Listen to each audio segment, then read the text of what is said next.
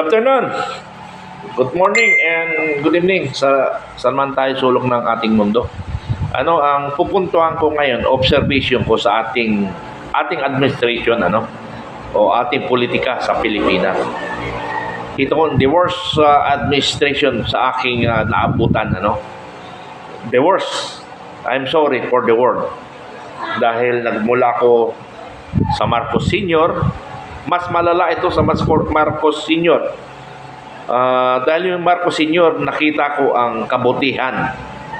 Dito, kadimunyuhan. I'm sorry for the word. Bakit ko nasabing kadimunyuhan? Dahil demokrasyang bansa tayo, na malaya tayong magsalita, malaya tayong maghayag ng anong paman. Doon nga sa martial law, kahit pa paano nakapagsalita tayo. Lalo na yung Partido Komunista. The worst itong administration ito sa lahat ng mga pangulong dumaan. Dito ako nabubuisit na ngayon. Naisip ko nga, no mga ilang araw nakalipas, mga sabihin na 3 araw nakalipas, niisip ko, i-promote ko na lang ang nagawa ng ating Marcos kasi walang mangyari. Walang mangyari sa mga bira ng bira natin. Pero inisip ko, kung manahimik tayo, lalong lalala. Kasi ngayon pa nga lang na may kumikilos, ay hindi pinapayagan. Katulad ng maisugrali. By all means, mapahinto nila. For what reason? Hindi ko maintindihan Gusto lang magparamdam tayo na may mali ang ginagawa ang administrasyon. Nagsimula ito sa People's Initiative. I'm sorry. Sorry. Nagsimula ito sa People's Initiative. Mga kalukuhan. Binili ang Congress. Yun ang simula. Ngayon, binabayaran ang mga nagsasalita ng katotohanan. Kasi Marlica, Madam Marlica, hindi rin natin masisi yan.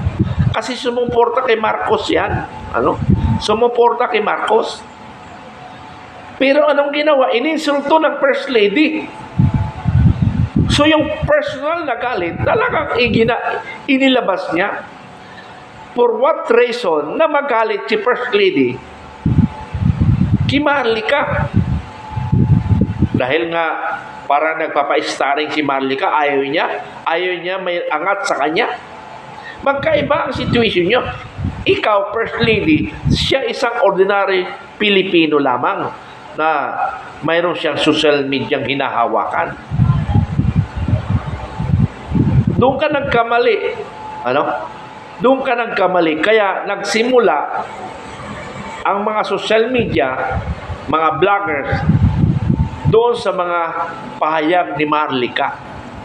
Doon kayo o doon ka nasira First Lady. Kaya nga naobserbahan ko naobserbahan ko. Gusto ko sanang manahimik dahil sabi ko parang walang mangyari na kasi lahat bayad lahat binabayaran. Mabuti na lang marami pang hindi nababayaran, lalo na mga vloggers. Katulad ni Jonathan Morales, saludo ako sa iyo. Nanindigan ka, mayroong kang prinsipyo para sa iyong buhay. Ang gusto mo lang ay katotohanan.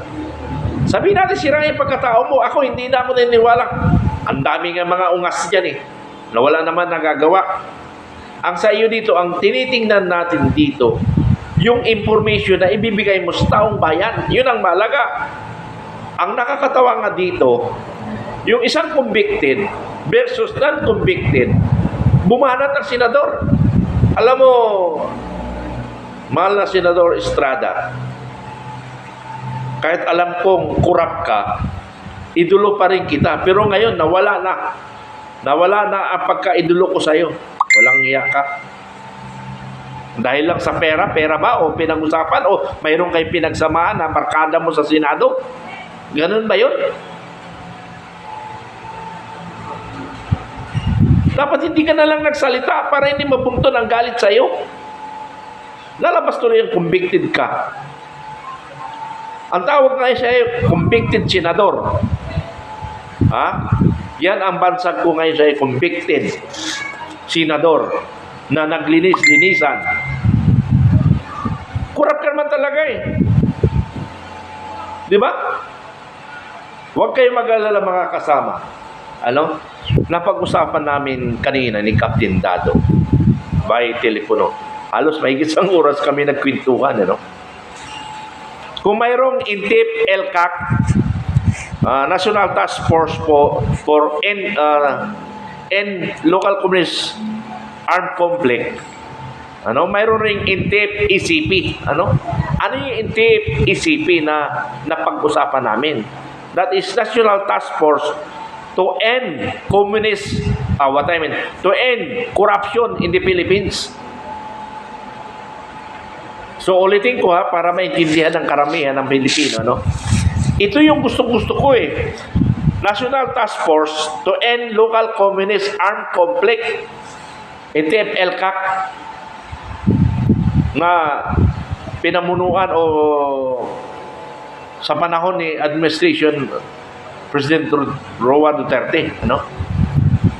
Ngayon, may napag-usapan kami, napagkwento namin ni Captain Dado, kung sakaling magbago ang panahon, magkaroon ng junta or change of administration na naniniwala o anti-corruption, naniniwala sa pagbabago ng ating Pilipinas, narito kami na mga MUP, especially the vloggers, General Macanas, Captain Dado, and me. Ito yung isang proposal namin. National Task Force to end corruption in the Philippines. INTIP, ECP. Yan yun. Sabi ko sa kanya, sir, nag-coincide yung aking plano before Marcos administration. Ano? Kasi nasimulan ko itong program, itong advokasya ko year 2020, doon sa pandemic na maraming pinaglulokong Pilipino, maraming nilokong mga mamamayan na mahihirap. Palakas ang system, walang sistema ang barangay, walang sistema ang munisipyo, ang city hall. May sistema, magaling sila. Ang problema nga lang, nandoon pa rin ang corruption in palakasan. Kaya yan ang, kung magbago ang panahon, kung pagkatiwalaan kami na mga MUP retired na volunteering ourselves, even we are retired. Sabi ng iba, tigulang na kami. Yes, tigulang na kami, pero yung isip namin hindi pa tigulang. Bakit? Kami ba makipagbakbakan? Hindi ah. Kami ang may brain, kami ang mag-isip. Ang sabi niya ba, bakit? Kaya mo ba? Alentek eh. Bakit hindi natin kaya management yan eh? Paghanap ka ng writer, magaling na, basta ang importante, may isip ka, may tamang kaalaman ka, may puso ka. Ang pinakamahalaga dito, puso at saka initiative, pagmamahal sa bayan. Yun ang pinakamahalaga. Maraming matalinong Pilipino. Anong ginawa nyo sa ating bansa? Diba? Ang daming matalino. Anong nagawa nyo sa communist? Umabot na maging 50 years. Ano nagawa natin? Wala. Kasi sa dami matalino, hindi nagagawa ang tama. Pero hindi ko sinasabi sa IEP lang ito. The whole government.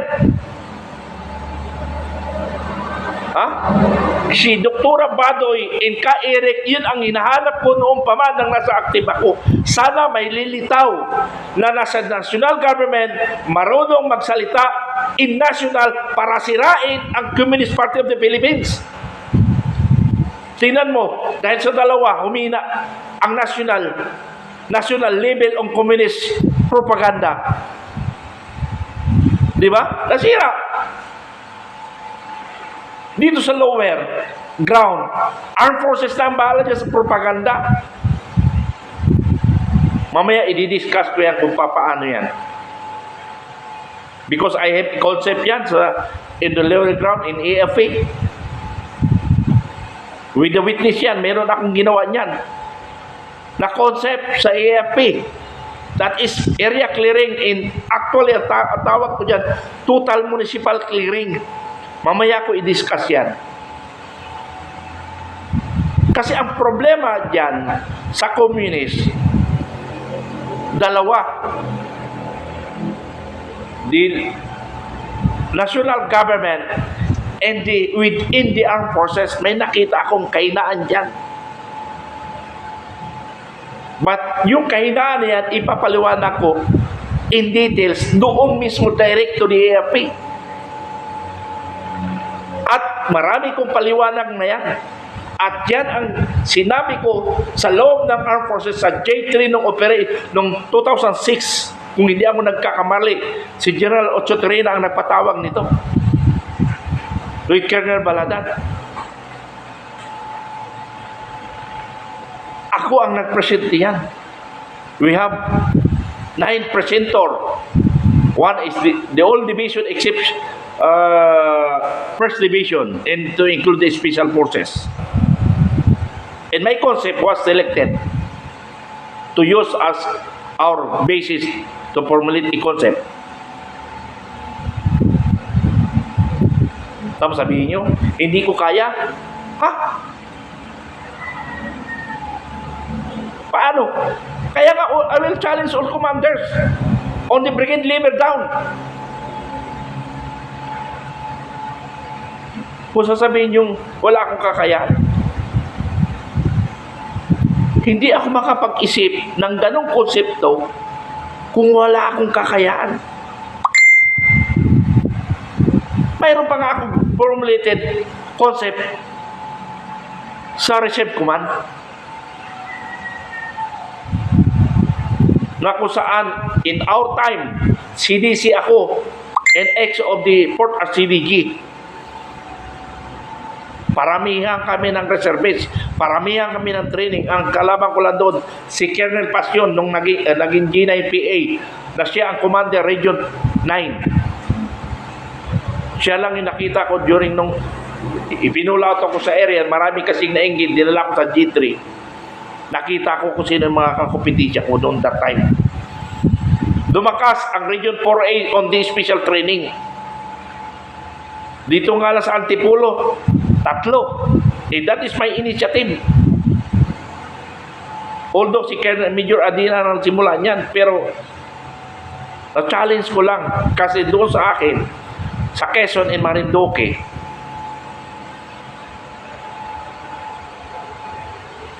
ginawa ko. Di Marinduque, sabi ko nga, the ARISCOM unit can defend the Marinduque without tactical unit. Saka ko na i-detail si paliwanag yan. And dito sa Quezon Province, gagawin ko yan to support the tactical unit. Support hindi dependent. Support the tactical unit on intelligence and CMO. Doon sa island, sa Perez Island, gagawin ko sana yun. Kaya nga lang, marami na inggit, na-relieve ka agad ako. But in my 5 months time, in the RCDG, ang dami kong nagawa to compare dekada in the ARISCOM. I'm sorry for the word.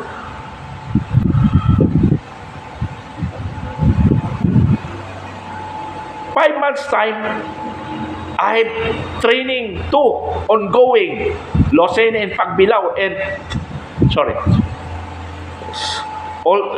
to follow 10 municipalities for training.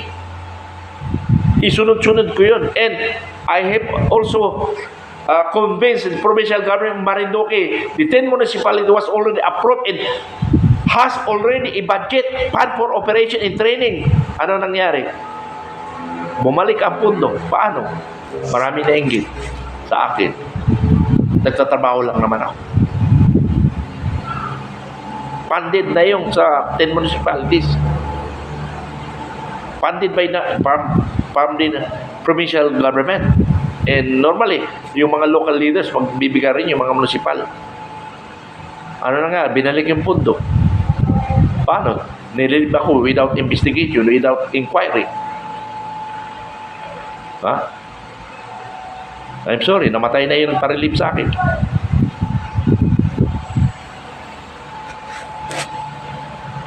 Yung dalawa, malapit na isa. Hindi ako nanalangin nun. Gaba lang yun. Tinanong ko siya, bakit nun? Hindi ko alam eh. Yung si General Pat.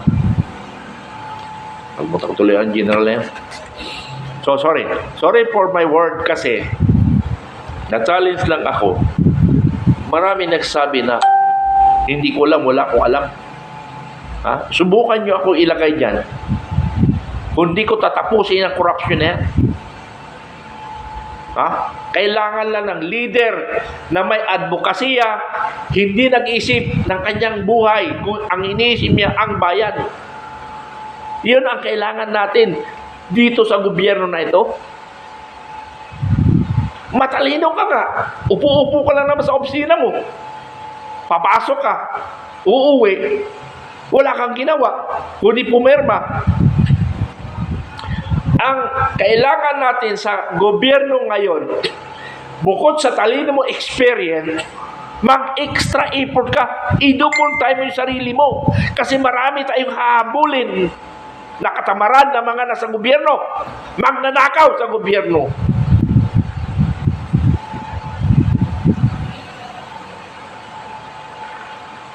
Daming korap sa gobyerno. Nakakaya nyo magnakaw? Para saan nyo gamitin yung pera na yan? Ipinagyaman yung mga anak ninyo. Lang yung mga anak niyan. Isipin nyo kung saan galing yung pera. Ha? Okay pa yung medyo yung okay pa yung politician eh. Nagpayaman sila, pero kahit paano nagbibigay. Paano yung iba? Hindi naman sila hininga ng taong bayan. Isa nila binibigay sa babae nila.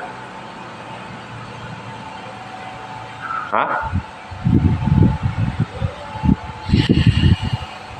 Kaya nga, napag-usapan namin ni Captain Dado, yung NTF ECP, yung isa NTF ILCA, National Task Force to End Local Communist Armed Conflict. Ito naman NTF ECP, National Task Force to End Corruption in the Philippines. Magbago lang panahon. Gagawin namin yan. Pero so normally, ipadaan natin muna yung death penalty. Kasi without death penalty, magiging kwan lang kami. Style Duterte. Pero hindi maganda yun. Dapat on legal tayo. Pero kung hindi madaan sa legal, wala tayong magagawa. Kasi ang purpose natin to end communist, end corruption in the Philippines. That is my objective sa vanguard of democracy. Nung binuo ko yung vanguard of democracy, that is defenders of democracy, ang simula ko niya since 2020. Binuo ko yan. Dalawa ang objective ko dyan. To end communist and to end corruption. Yun yung objective ko. Paano gawin yan? Mayroon ako na-organize in Special Forces Formula. Although, si Colonel Samunti mayroon dyan. Pero economic, may kasama sa kanya sa economic. Sa akin, wala ko. Hindi to end only the communist and the corruption in the Philippines. Yun lang ang objective ko. Mayroong concept formula si Colonel Samonte, but mayroon siya economic program. Sa akin, wala. So, nag-coincide kami. Kaya nga, sinuporta namin ang Pangulong Marcos Jr. Pero saan napunta yung effort namin? Lumalabas ako ngayon na sinungaling. Lumalabas ako, nagkapera ako. Lang yan ni piso nga, walang binigay si Marcos. Na alam niya naman na naghirap tayo. Pinakalala pa nga ako eh. Ha? Ito, lalabas ko na. Kilala ako ni Colonel Samonte, si Pangulong Marcos Jr. nung SF anniversary last year. Na sir, ito hindi ko malaman kung sinabi ito po ito si Colonel Mitran na mayroon siyang organization na more or less 6 million tumulong sa atin. Ang sabi lang ni President Bongo, pero hindi nakatiknot sa isip niya. Sa aking analysis yun. Walang kwenta sa kanya ang tumulong. Ang tinitingnan niya, paano ka makatulong ng pera sa kanya. Ito na yun. Nilalabas ko na. Ha? Kasi, by way of my analyzing, hindi niya kailangan ng physical support. Ang kailangan niya, siguro maaaring physical support with finance support. Dapat tayo binibigyan ng finance. Hindi. Wala ka maibigay na finance. Budget. Hindi ka kailangan. Ang kailangan niya, ilagay ka sa LTO, ilagay ka sa custom, ilagay ka sa DA, ilagay ka sa yung kumikita ang pera. Doon ang gusto niya. Kasi para money back, First Lady. Diba? Yan ang gusto mong mangyari. Sige, kasuhan niya ako. May mga witnesses ako dyan. Kasuhan niya ako.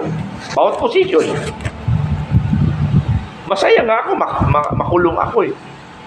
At least, nakulong ako para sa bayan. Mahirap nakulong ako sa kagaguhan ko. Yun ay ikakamatay ko. Pero kung nakulong ako para sa bayan, hindi ako natatakot.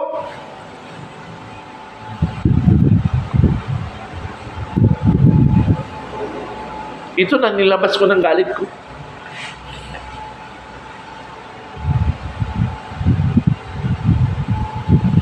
Bakit? Ha? Bakit ko ginawa yan? Bakit ko nilabas ko timing? Kasi tinitingnan ko, na-obserbahan ko, wala na mangyayari. Dapat tayo magkaisa na tayo. Tapusin na yung administrasyon na yan. Kayong Pilipino, kayo ang dapat lumabas dito. Narito lang kami, sumuporta MUP sa gusto nyo mangyari. Kasi tinitingnan ko, lahat binayaran eh. Lahat gusto kilos pera.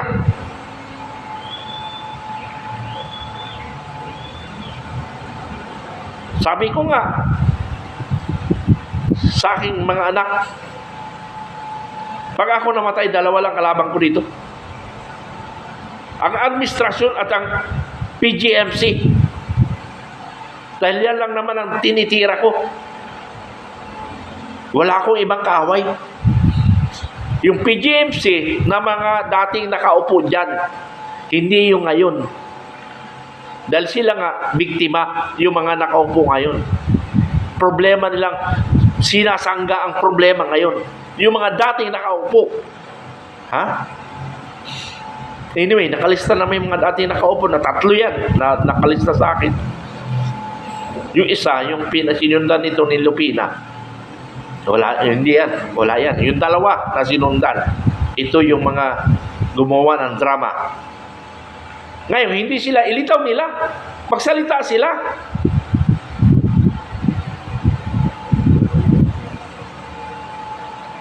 Alam ko naman, hindi kaya ng PGMC alone.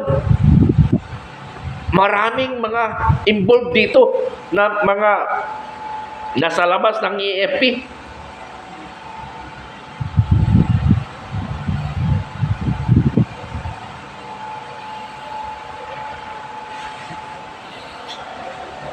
Tira mo ha? Ang ganda ng kwentuhan nila. I'm sorry sir, Colonel Samonte sir. Ito na, nilabas ko na ang katotohanan. Ang ganda ng usapan ninyo. Ang ganda ng kwentuhan nyo para kayo magbarkada.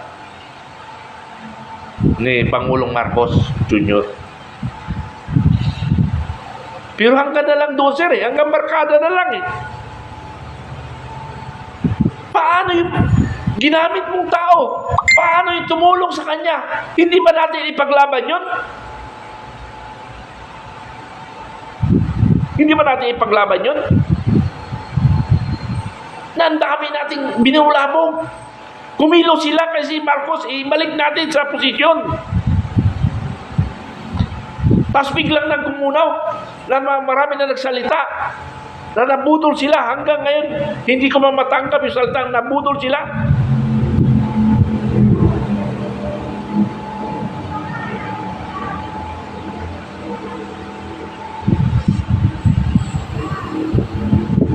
Napabalita, ilalagay ka sa special concern office para lahat ng problema dadaan sa iyo lahat at tayo ang magtitigbas din sa mga patulog-tulog at magnanakaw na mga leaders ng gobyerno.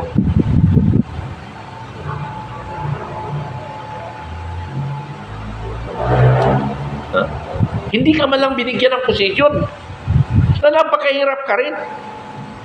Hanggang tawa-tawa na lang kayo, sir. Hindi ba kayo ni-recognize na ikaw nag-train kay Bongbong Marcos ng special forces, mag-graduate, binigyan pa natin special attention. Pero ngayon na nakaupo, wala tayong kwenta. Before the election, doon tayo sa Mandaluyong headquarters, nag-uusap tayo. Kasama yung kanyang bayaw, si Martin Araneta.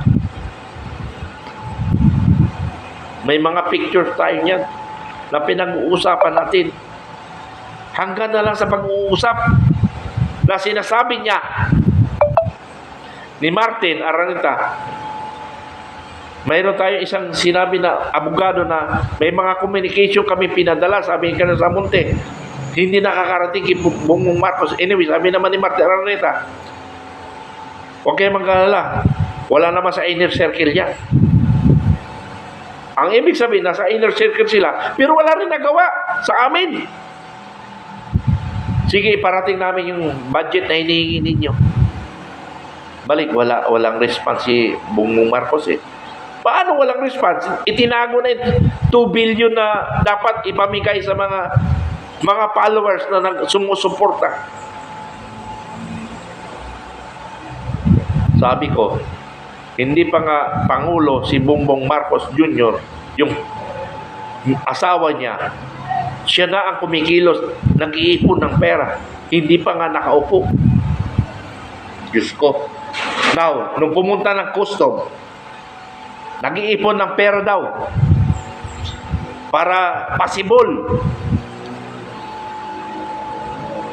Senate President ang kanilang panganay. Yun ang plano noon, to groom as a president also. So magbabangka talaga sila na Inday Sara.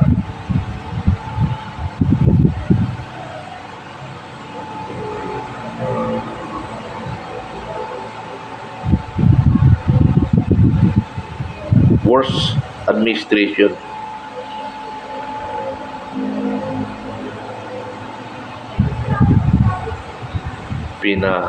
Sinira niyo ang pangalan ng Marcos, lalong hindi na umangat ang pangalang Marcos. Sinira ninyo.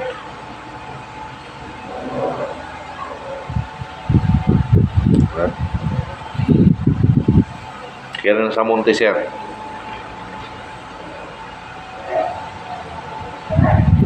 nabudol ba tayo? Ni ikaw mismo, okay na lang ako na walang posisyon. Pero malaga, may nasa posisyon ka. Kahit papaano, makapagdikta ako kung ano mga situation sa ibaba o mga nakikita ko na mali. Especially corruption. Especially communism. Hindi ko kailangan na maupo sa gobyerno. Sabi nyo, sinasabi nito, hindi ako nabigyan ng kindi kaya ako nangangawa. Hindi ko kailangan ng posisyon. Kung ang posisyon ko lang naman, wait and see in, mag-aantay lang ng Saudi, hindi ko kailangan yun.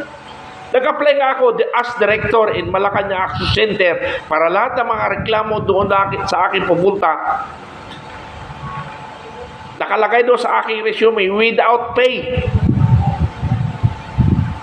Ha? Maupo lang ako dyan, kahit walang sweldo, okay ako. Dahil may pension naman ako eh. Nakalagay sa resume ko, hindi pa rin nakita ng Malacanang.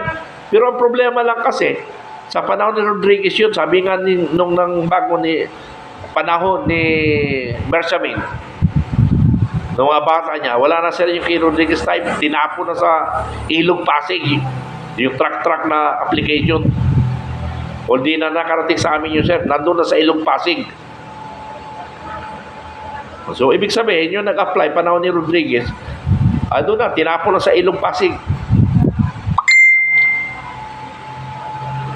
Hindi ko kailangan ng posisyon. Ang kailangan ko, ano ang magawa ko sa ating bayan, yun ang kailangan ko. Sasabihin nyo, nangangawa ako, hindi ako nabigyan ng kindi, kaya gano'n. Anin ko yung posisyon na yan kung puro korupsyon naman ang nakikita ko. Diba? Ang gusto ko, ano ang magawa ko sa bayan? Huwag tayo maging sip-sip kung alam naman natin ikakasama ng ating bayan.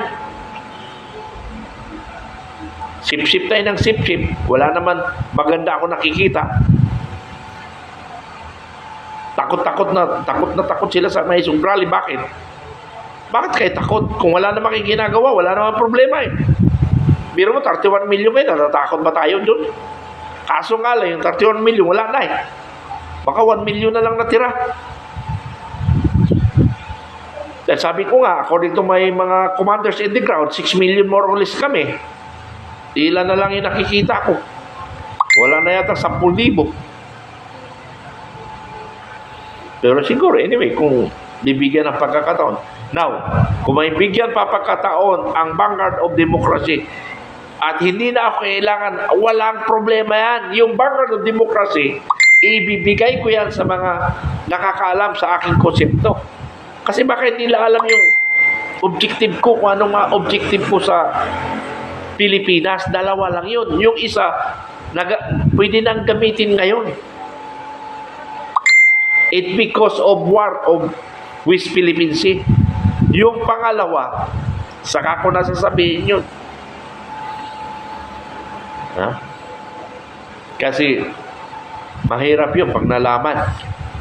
Hindi magbubulusok pag nalaman ng gobyerno. Ha? Kasi magiging karibal ng gobyerno. Although, for the good of the government, for the good of the Filipino people, yung pangalawang objective ko.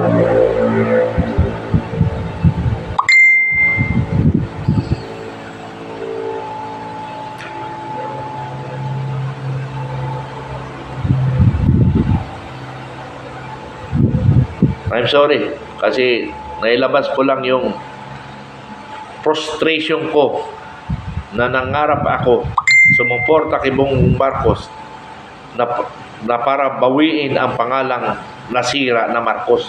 Yun pala, kinalimutan yung Marcos na problema i-recover kung hindi yung hangad nila personal. Although, sabi nga ni Atty. Vic Rodriguez, pwedeng mabago yan pag nagsalita lang si Bongbong Marcos. Ang problema, hindi nagsasalita. Hinahayaan niya lang si Romualdez at saka si First Lady. Yun yung problema.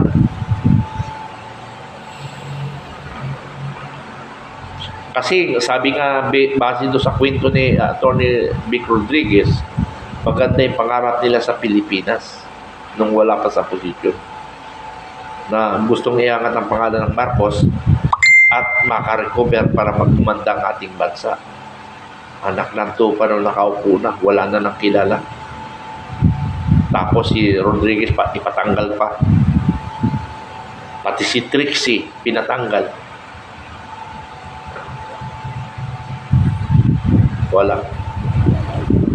Kasi si Trixie at saka si Rodriguez, malinis ang buti. Kaya pala, hindi pwede Ang malinis ang buti sa administration nito.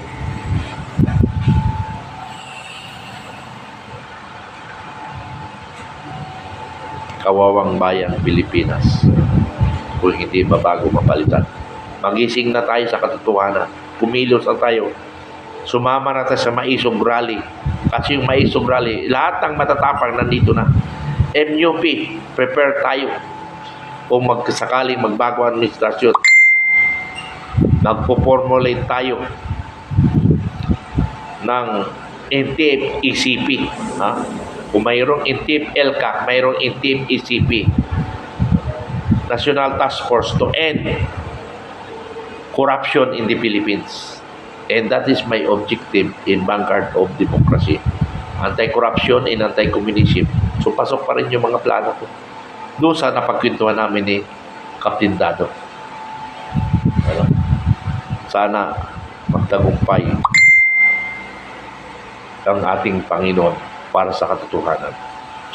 Narito kami maglingkod sa bayan. Kahit walang sweldo, may pension naman kami. Ako pala kasi si Captain Dado wala. Yung Mari siguro i-considered na makas-pension siya. Ano?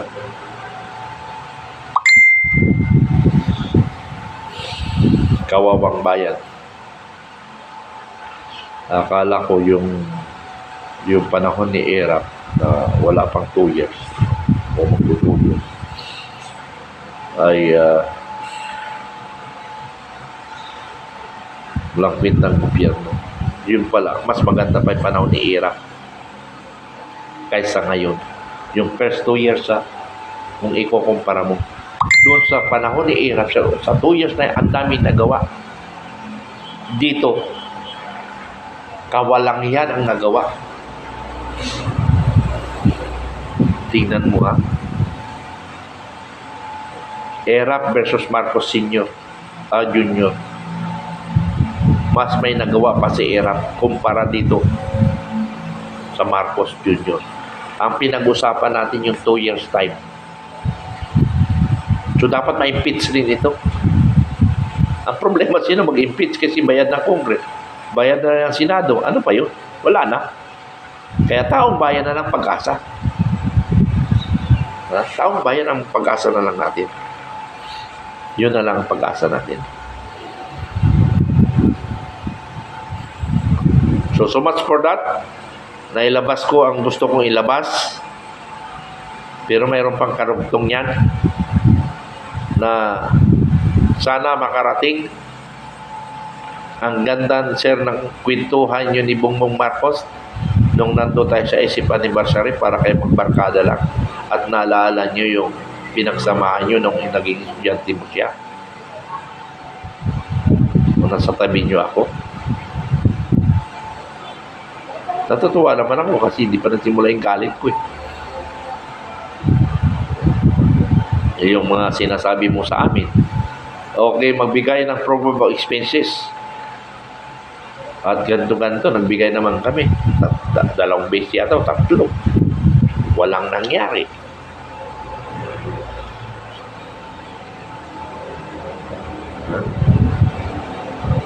Tapos ngayon, meron na naman hinintay. Mamaya ako ipaliwanag sa ibang panahon naman ipaliwanag ko yun.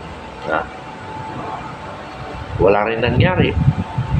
Sir, pinaglalaro na lang kayo ni Bongbong Marcos or ayaw talaga ni First Lady ng matinong tao. Baka ganun, sir.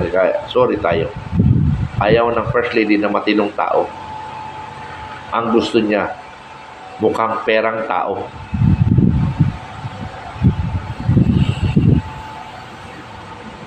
Sir, Secretary Lagdamio, sir. May ipapaliwanag ako sa iyo sa ibang panahon ko sa vlog. Secretary Lagdamio, sir. May isang case ako para sa iyo. At para sa iyo, Sir Araneta, Martin Araneta. May case ako para sa iyo. Kung may phase 1, phase 2, phase 3, ito, what phase? Walang nangyari sa mga pag-uusap natin. Dati, Uusap lang tayo before the election. Doon sa simpleng headquarters sa Mandaluyong. Hirap pa magpakape. Nung manalo na, nandun na tayo sa BGC, mayroon na kayong tower. Ha? Buwan lang nakalipas yun, ha? Wala pa 6 months yata. Tower na kami nag-uupin. Nag-meeting sa BGC. May sariling tower na siya.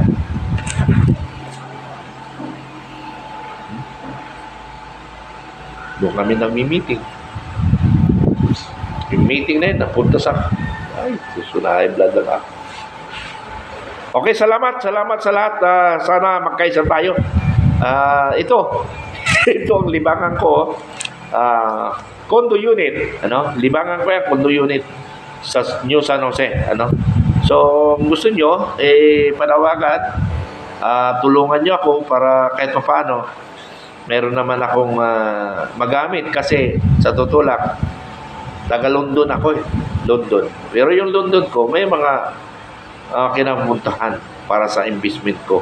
Kaya nga lang, sa sobrang investment ko, napansin ko, mahina palang income, balik ng pera. Kaya yun, nagalit yung miss ko. Hindi na kami nakikita ng miss. Kasi yung aking investment, after 10 years pa yata ang money back. After 10 years money back, sobra-sobra pa. After 10 years pa, hindi pala after 1 year, lalabas na. So, eto, tulungan niya ako para magkaroon man lang ako ng pamasahe. Sa New San Jose Builders Incorporation. So, ang may-ari nito, siya yung head ng DSUD. Siya ang head ng DSUD. In-appoint ni First Lady yung head nito. Ewan ko lang, baka pati ito madami sa akin. Pero anyway, hanap buhay lang naman yung ginagawa ko. So, hindi madamay. Wala ito sa politika. Okay, thank you. Magandang hapon sa lahat.